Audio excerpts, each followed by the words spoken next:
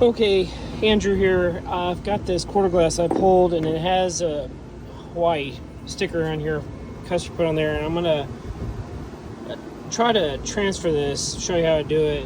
Oh, get you a razor blade, masking tape. Gonna cover this up. I'm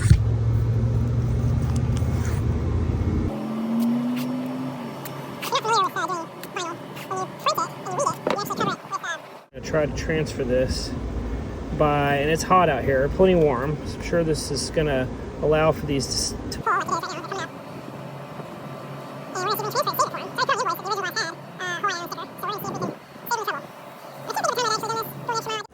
if we can transfer this over.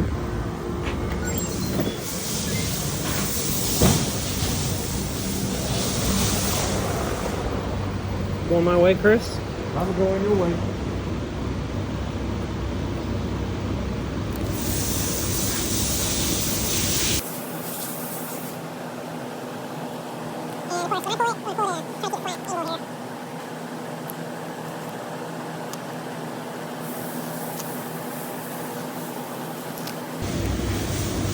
Bam!